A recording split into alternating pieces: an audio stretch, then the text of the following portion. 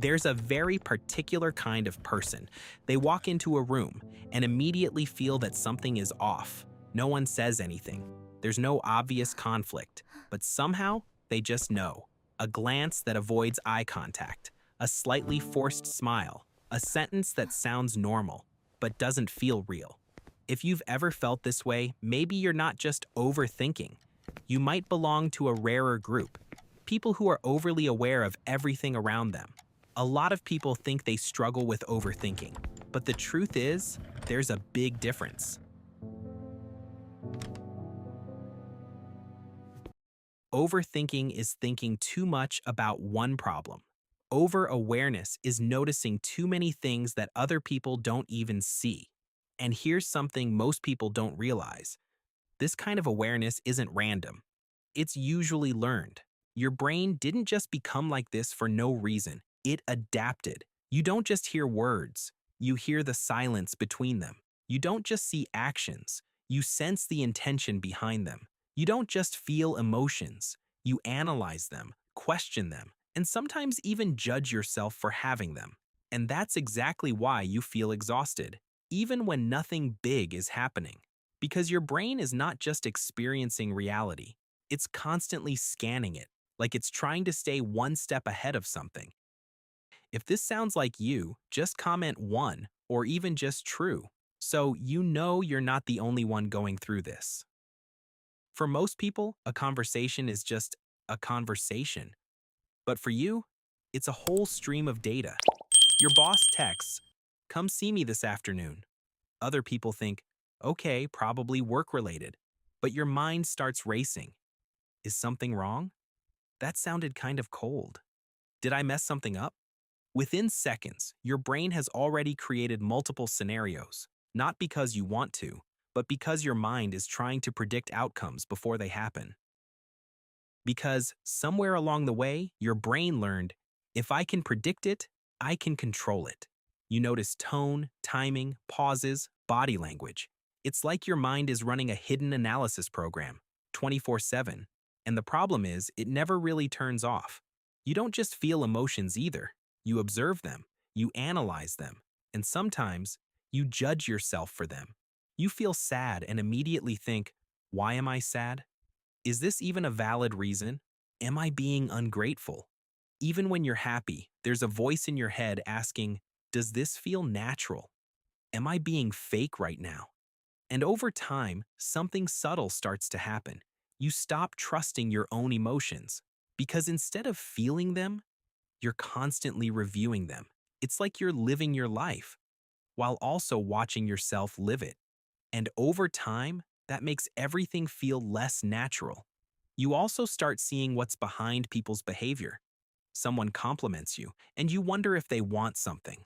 Someone apologizes, and you question whether it's genuine or just convenient.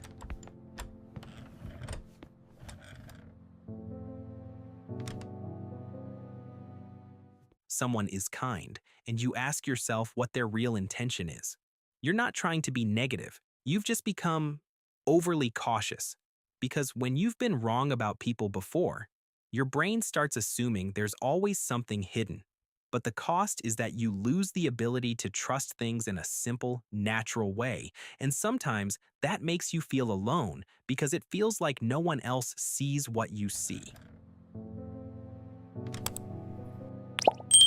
Your empathy is strong too.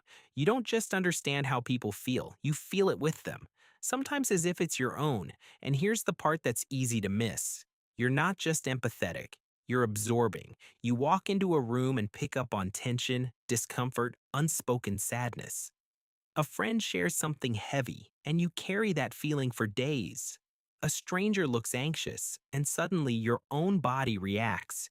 You become the person everyone opens up to, but no one really notices that you're carrying emotions that aren't even yours. And when this happens long enough, you start confusing other people's emotions with your own. And that slowly drains your sense of self. Your body is part of this too. You're sensitive to every signal, a small change in your heartbeat, your breathing, your chest. And your mind immediately asks, is something wrong? That creates a loop. A sensation leads to anxiety. Anxiety creates a stronger physical reaction, which then makes the sensation feel even more intense. And the cycle continues. And what makes it harder is this: your brain treats uncertainty like danger. So instead of letting things be unclear, you try to resolve everything, every silence, every emotion, every interaction. So, no, you're not just thinking too much, you're feeling too much in every way. At first, this can seem like a gift. You're perceptive, you understand people, you're deep, but the price is heavy. You feel drained, not because you're doing too much, but because your mind never stops. You feel lonely even when you're surrounded by people. You live more in your head than in the actual moment. You're always preparing for what could happen and missing what's happening right in front of you. Life slowly stops feeling like something you experience and starts feeling like something you manage, control, and protect yourself from. But here's the most important thing you need to understand: you are not broken. You are not weak. You are not too sensitive for no reason. What you're experiencing is often the result of your brain learning how to protect you really well. And sometimes that protection becomes your identity. Maybe you grew up in an environment where you had to pay attention to everything. You had to read people's emotions. You had to anticipate situations to avoid getting hurt. And over time, that became who you are. It was a shield. The only problem is, you're still using it, even when you don't need it anymore.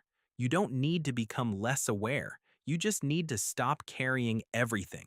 Not everything has a hidden meaning. Not everyone is thinking about you. Not every silence is a signal.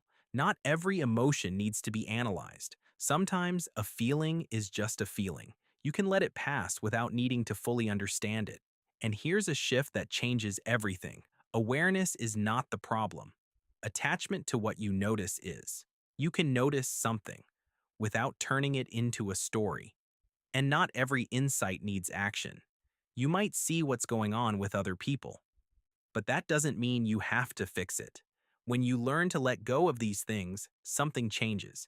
You still notice details. You still understand people deeply, but you're no longer trapped in it.